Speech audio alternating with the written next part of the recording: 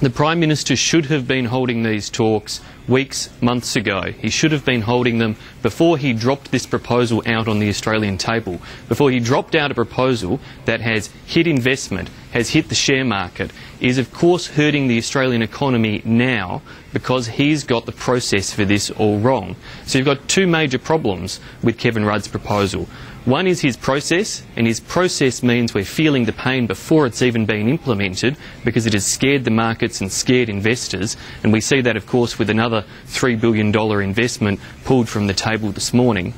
And of course it's a problem because the actual detail of it is all wrong, because in the long term it will drive investment offshore, it will make Australia a less competitive place for mining investment, and that will hurt jobs and families for many, many years to come. But what about the principle, as Jason said, that the Minerals Council are backing and in their submission to the Henry Review supported a profits-based tax? What is your view on a profit-based tax? Is that more of a more efficient way to go about things? Because it's certainly the view of the MCA, and they reiterated that as recently as last week.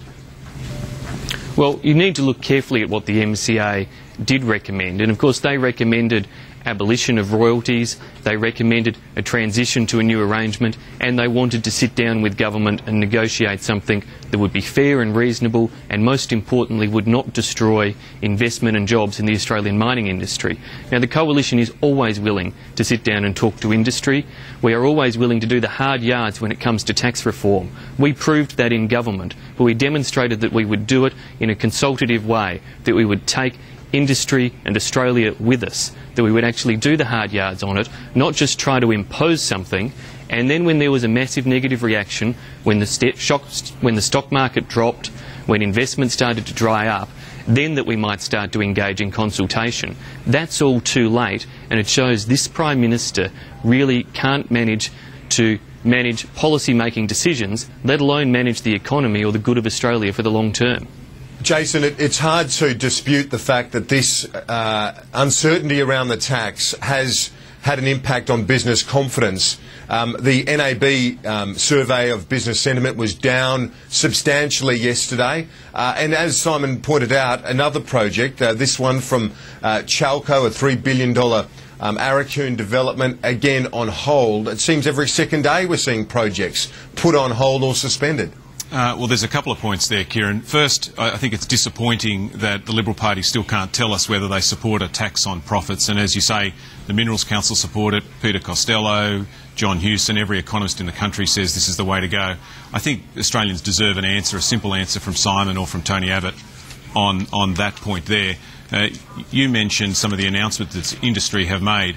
What we've seen over the last couple of days is that industry makes an announcement and then a couple of days later they back down. Clive Palmer has admitted that he exaggerated what he said a couple of weeks ago.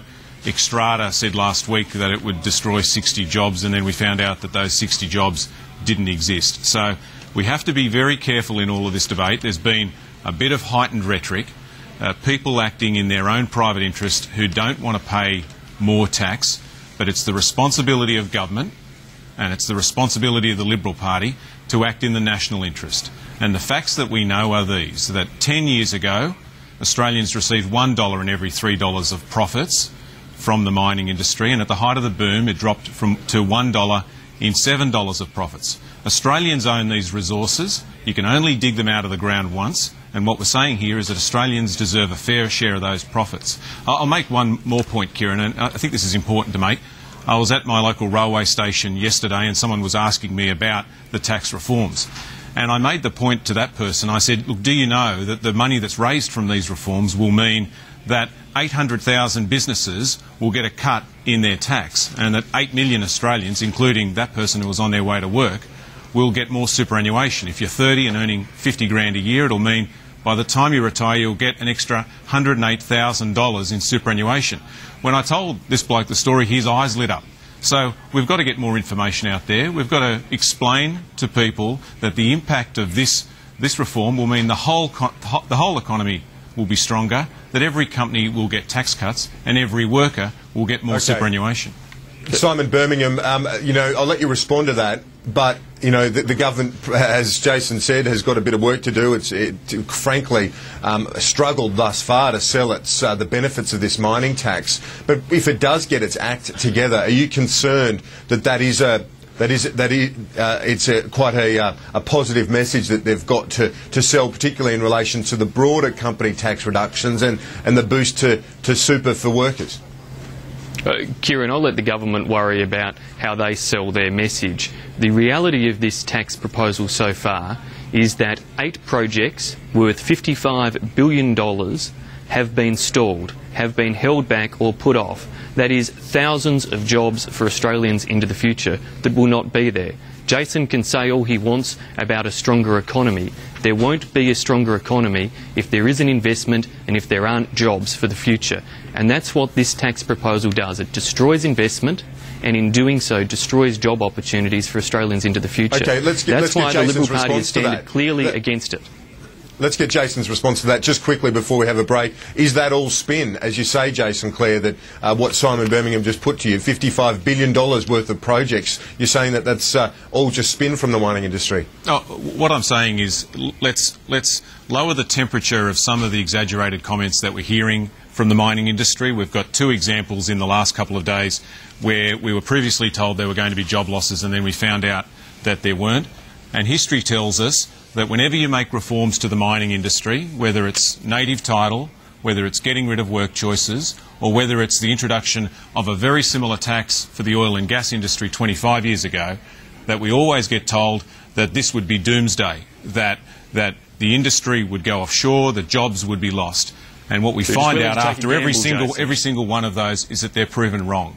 And so for the Liberal Party to say that means that they haven't learnt anything from history. And to be frank, Kieran, the Liberal Party lost all credibility on this debate when they said that it would destroy the industry, and then the next day one of their front benchers, Peter Dutton, bought shares in BHP. Now, seriously, if the Liberal Party thought that was true, why are they buying shares in BHP? Kieran, if I can quickly, Jason wants to talk about credibility. Well, what about the credibility of Wayne Swan, who spent day after day, week after week, trying to argue what the impact of this tax might be, but eventually conceded that yes, some companies would be paying an effective tax rate of 58 cents in the dollar. 58 cents in the dollar, which makes Australia one of the most uncompetitive countries in the world for mining investment. Now, I'm not willing to let the Rudd government and Kevin Rudd gamble on Australia's future like that. Tony Abbott isn't willing to let them do it either. That's why we're standing steadfastly against this, because if Australia becomes the most uncompetitive country in the world with a 58 cent in the dollar tax rate on the mining industry, it won't just be 8 projects we see dry up in the future, it will be dozens and dozens, meaning tens of thousands of job opportunities wasted and lost for Australia. Kieran, can I quickly pick up on that point? No, we're going to have to pause there. We're going to take a quick break. We're going to pay some bills. My apologies, gentlemen. A pause on the debate. We'll be right back. Stay with us.